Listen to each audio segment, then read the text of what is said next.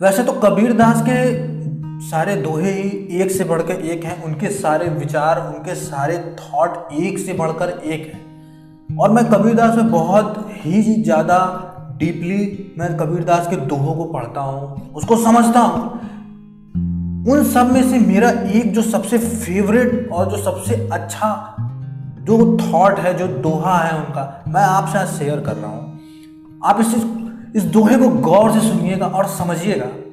दुर्बल को न सताइए जाकी मोटी हाय, दुर्बल को न सताइए जाकी मोटी हाय, और मरी खाल की सांस से लौह भस्म हो जाए। इसका मतलब मैं आपको बताता हूँ। बहुत ही जबरदस्त ये थॉट है कबीर दास का, बहुत ही जबरदस्त दोहा है ये कबीर दास का।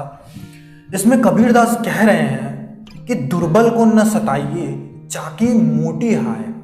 कभी भी किसी दुर्बल इंसान, व्यक्ति विशेष को नहीं सताना चाहिए, क्योंकि उसकी हाय, उसका जो दुख होता है, उससे दुख से निकला हुआ हाय आपको अगर लग जाए तो आपका क्या हाल होगा, उसकी तुलना कबीरदास दूसरे लाइन में समझा रहे हैं। मरी खाल की सांस से लौह भस्म हो जाए। इसका मतलब पता है क्या है? मरी खाल की सांस से लौह भस्म हो जाने का मतलब ये, आपने लुहार को देखा होगा। लुहार जो कि लोहे को गर्म करके पीटता है, ठीक है। तो जब उस लोहे को गर्म करना होता है लुहार को पीटने के लिए या उसको पिघलाने के लिए, ठीक है, तो लोहे को क्या करता है, वो आग पे रखता है और आग को बढ़ाना पड़ता है, आग की तपिश को बढ़ाना पड़ता है उस लोहे को जलाने के लिए, पिघलाने के लिए। और उस तपिश को बढ़ाने के लिए चमड़े से बनी एक चिमनी होती है जिसको खींच खींच कर वो हवा देता है, आग को भाप देता है लुहार। और वो जो भाप होता है उससे आग की तपिश बढ़ती है। और वो भाप या हवा कहाँ से आ रहा है? उस चमड़े की बनी हुई चिमनी से, जिसको वो ऊपर नीचे कर रहा है। और जब हवा लग रही है तो आग और तेज हो रहा है, और तेज हो रहा है। और क्या कर रहा है? वो लोहे जैसी चीज को पिघला दे रहा है। आग तुरंत प्रबल नहीं हो रही है, जब वो हवा पा रही है तब प्रबल हो रही है। तो यहां पे समझने वाली बात यह है कि आप भी दुर्बल इंसान के साथ बुरा करने वाला जो व्यक्ति होता है वो भी उस लोहे की तरह ही होता है। जैसे मरे हुए जानवर की बनी हुई खाल की चिमनी से जब हवा मिल रहा है तो वो आग और प्रबल हो जा रही है, और प्रबल हो जा रही है, और उस लोहे को पिघला दे रही है। लोहा जो कि इतना कठोर होता है, इतना मजबूत होता है, उसको भी पिघला के उसको भी राख बना दे रही है, सिर्फ उस हवा के प्रभाव से। और वो कहाँ से आ रही है हवा? उस चमड़ी की खाल से बनी हुई चिमनी से। ठीक इसी प्रकार वो दुर्बल मनुष्य होता है, जैसे वो चिमनी होती है, जैसे वो हवा देता है वैसे ही उसकी निकली हुई उसके निकले हुए हाय से वो दुख देने वाला इंसान लोहे की तरह मजबूत क्यों ना हो, उसको भी वो भस्म कर सकती है। उसका हाय, उसका दुख, उसका भी नामो निशान मिटा सकता है। यहाँ पे कबीरदास यही समझा रहे हैं। और सबको ये चीज समझनी चाहिए, कभी किसी के साथ गलत नहीं करना चाहिए।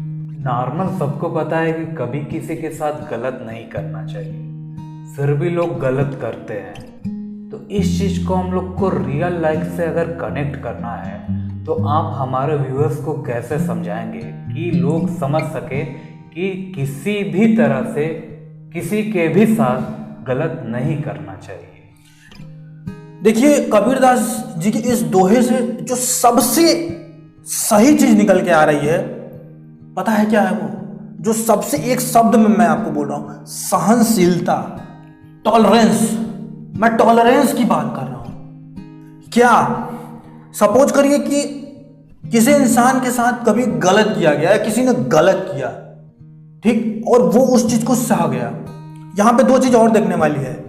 आप बदला लेने में सक्षम हैं, लेकिन फिर भी आप नहीं लेंगे, क्योंकि ये आपकी इंसानियत और आपका धर्म इस चीज का इजाजत नहीं देता। आप ये कह देते हैं कि जाने दो, उसको तकलीफ देने दो, ऊपर वाला है। या आप कह देते हो ना कि मैं गलत नहीं कर सकता, वो कर रहा है तो हाँ, किसी के साथ वो कर रहा है तो करने दो। या ये भी हो सकता है कि अगर गलत हुआ है तो वो कमजोर था, वो दुर्बल था, ठीक है, तो उसके साथ ये जान के उसका शोषण किया गया हो। मैं हर एक केस की बात कर रहा हूँ। आपने एक्चुअली में दुख सहा, किसी की वजह से आपने सच में आपके साथ गलत हुआ, किसी ने आपके साथ सच में गलत किया, हर एक मैटर की मैं बात करूं, आप सह गए, उस चीज को आप हजम कर गए, आपने पीड़ा सही, बहुत पीड़ा सही, बहुत दर्द सहा, और जब दर्द सहा तो आपने अपने ईश्वर को याद किया, आपने ईश्वर के आगे हाथ जोड़ा, ठीक है, आपके अश्रु गिरे, आपके साथ जो भी हुआ, बरसते वहां पे एक चीज, आप सही होने चाहिए, आपने कभी गलत ना किया हो, वरना ये नई चीजें नहीं लागू होती कि आप भी गलत करो वो भी गलत करो, तो वो मैं उस कंडीशन की बात ही नहीं कर रहा हूँ, यहाँ लागू नहीं, यहाँ लागू नहीं।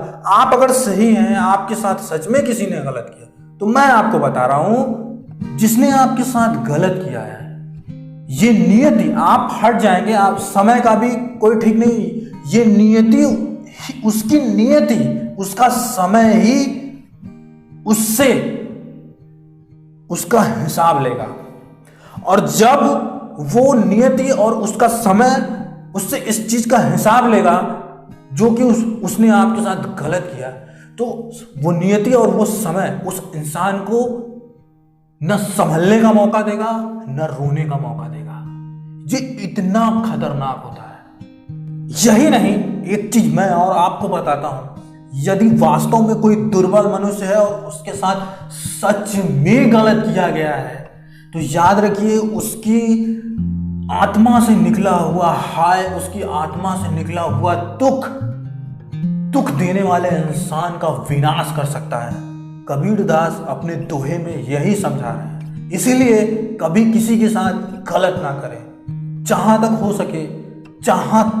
सके हमेशा आप सबके साथ अच्छा करने की कोशिश करें।